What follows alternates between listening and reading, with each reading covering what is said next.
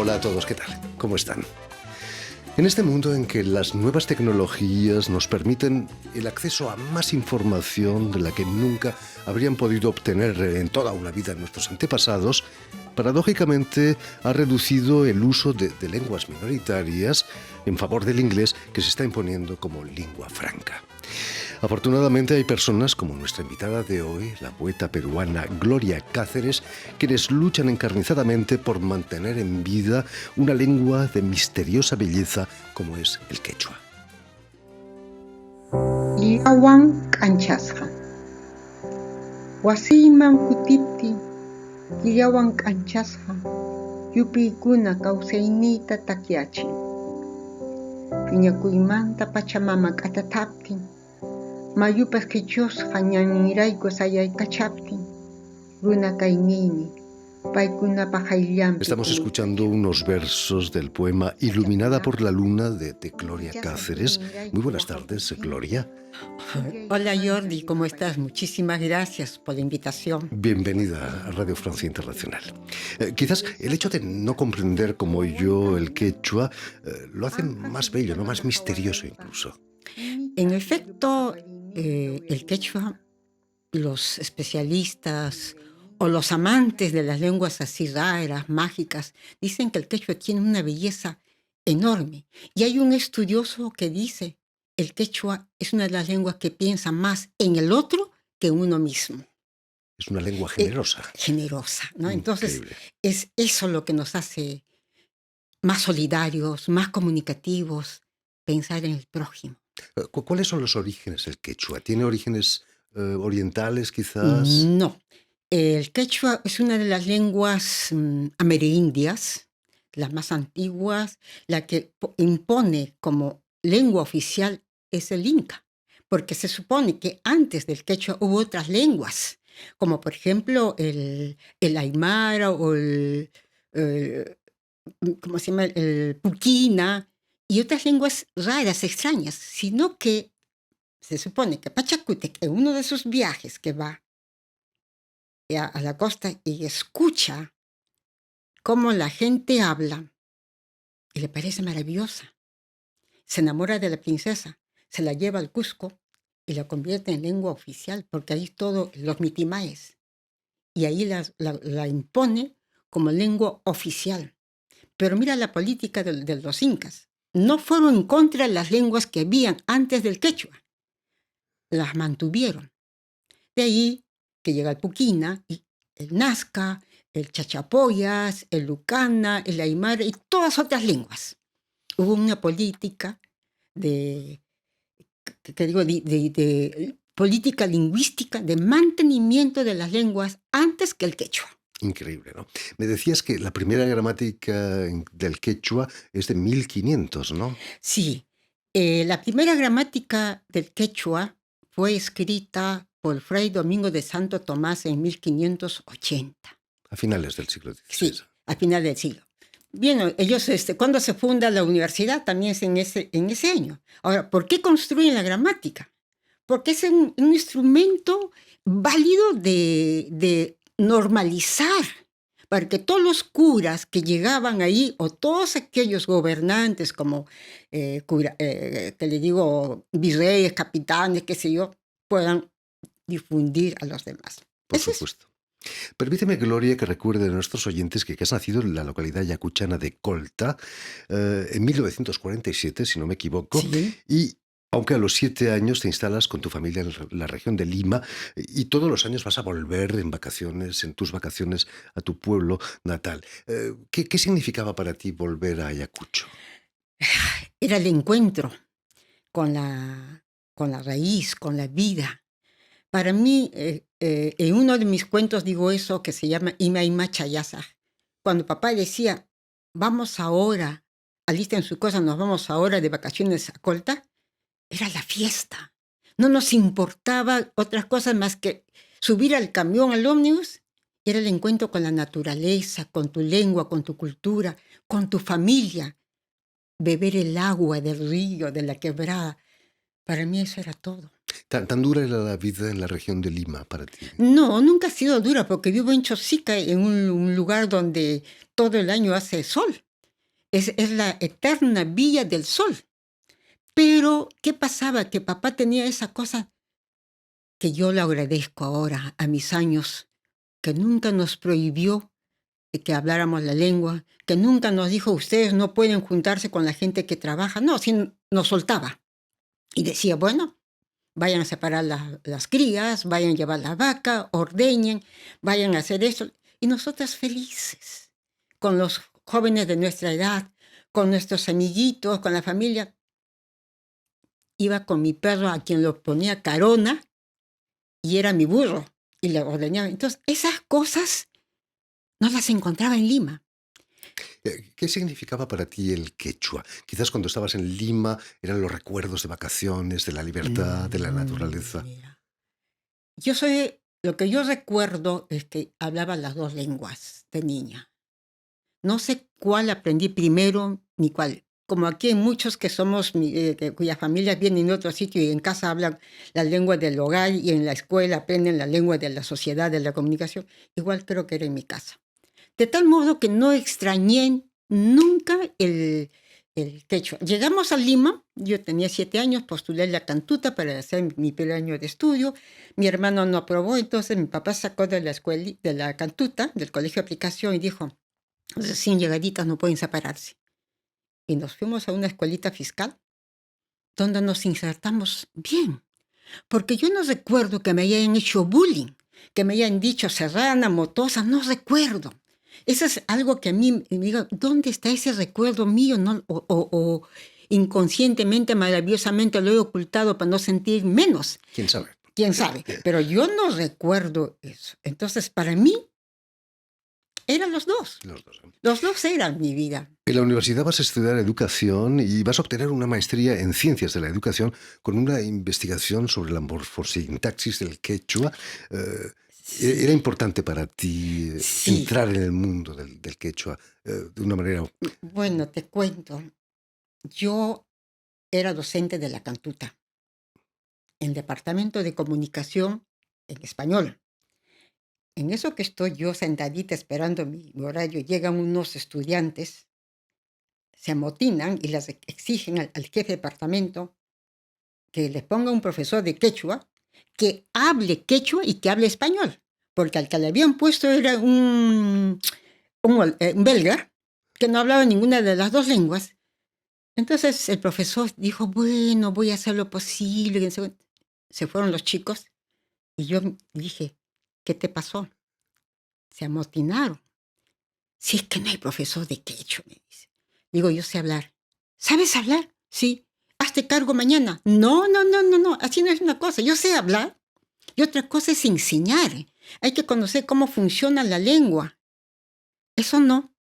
Y en ese entonces me voy con una beca a Costa Rica y ahí encuentro un lingüista chileno que habla sobre la sistematización de las lenguas nativas de Costa Rica. Y yo, que estaba haciendo una tesis sobre Jorge Eduardo Eielson, regreso, y en ese momento pensé, dije, ¿y yo qué hago? A Jorge Eduardo Eielson le pueden estudiar otros, pero el quechua, mi quechua, ¿quién lo estudia?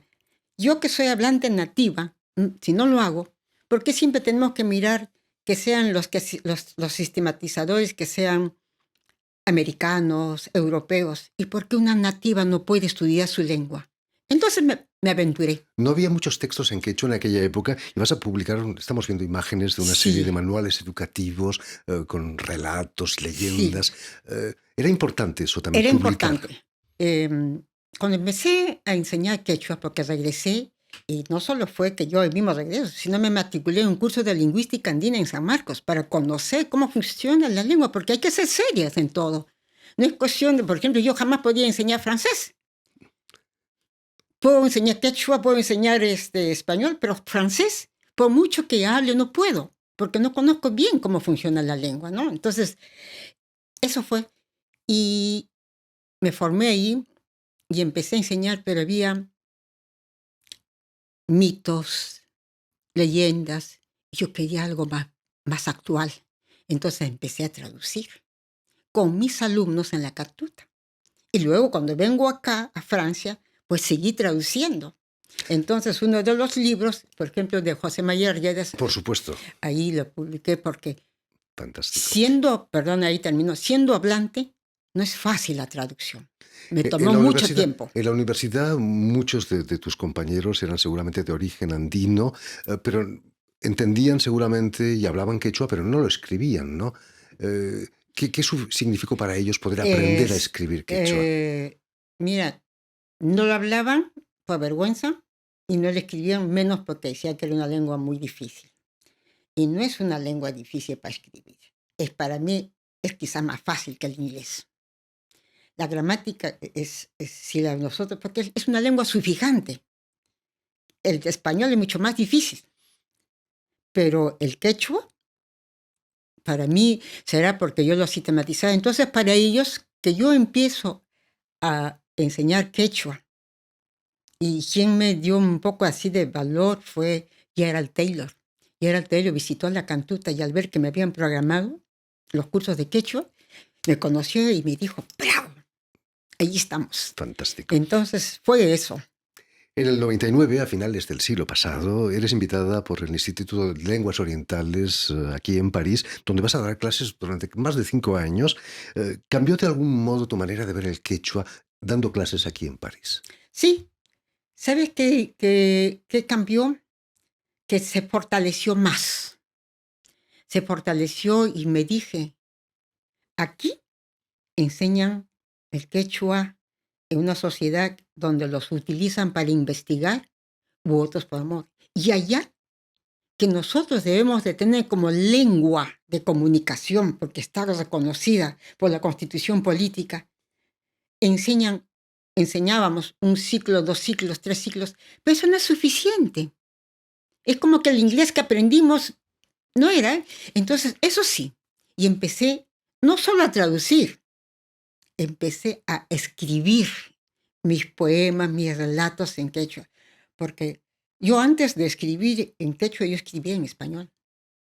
Imagínate. Y ahí fue que cambié todo. Dijo, no, Gloria, si tú no lo haces, ¿quién lo va a hacer? No lo hará nadie, ¿no? Tienes que formar escuela porque después van a venir los demás.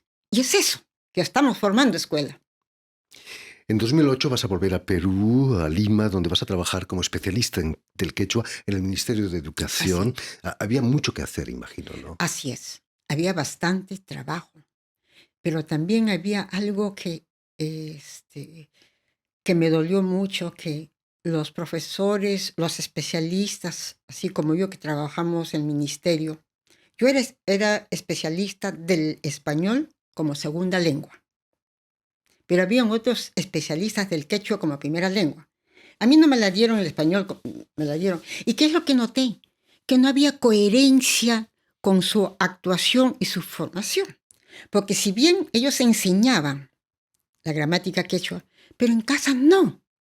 Entonces eso me dolió muchísimo, me pareció como una farsa tremenda, porque hay que ser coherentes en lo uno y en lo otro. Tengo a mi hijo y él sí habla quechua. Eso me enorgullece y es mi correctora. Fantástico.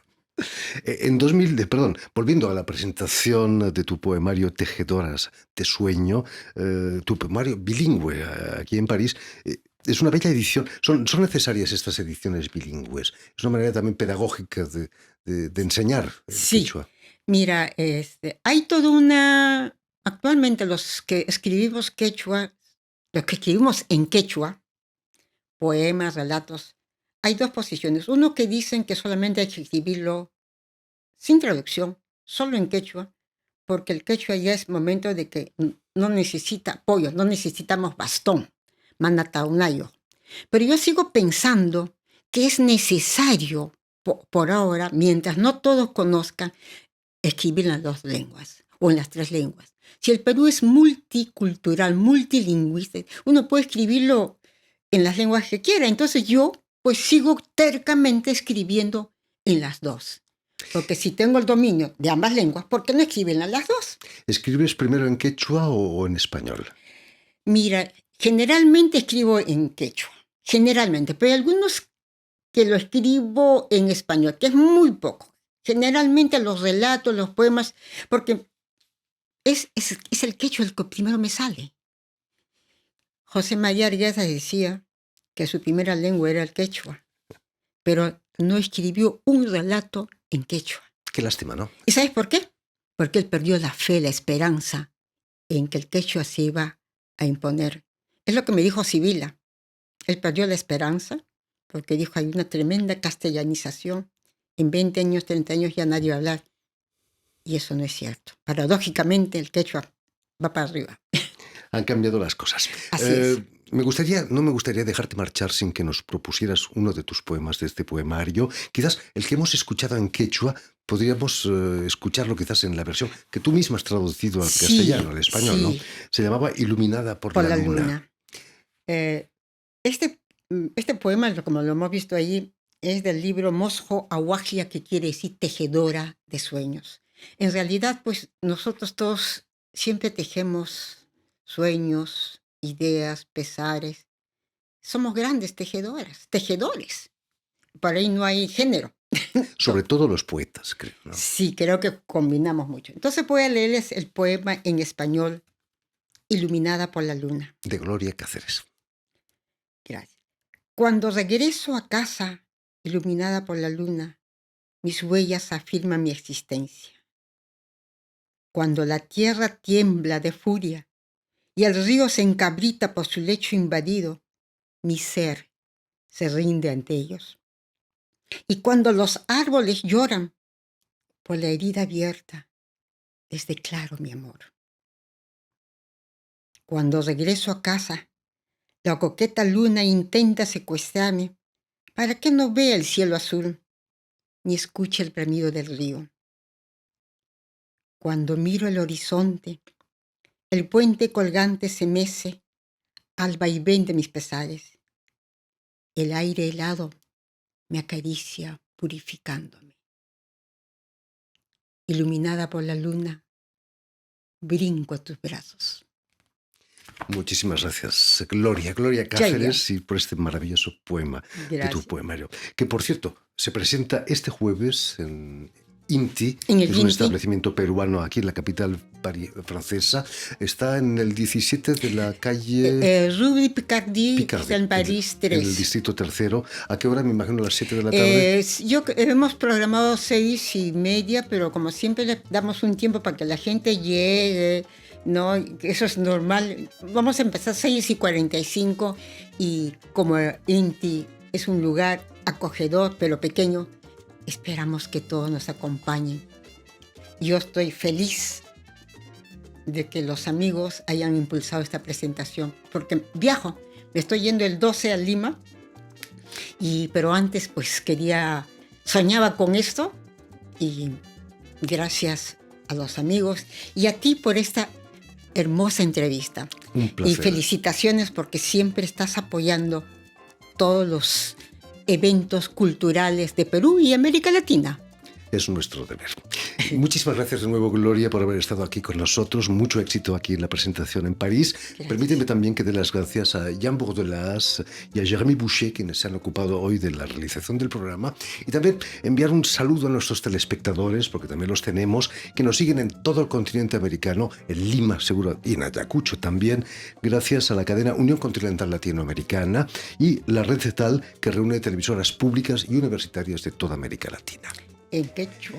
Y a ustedes, muchísimas gracias por su atención y les damos cita para una nueva edición de El Invitado de Radio Francia Internacional.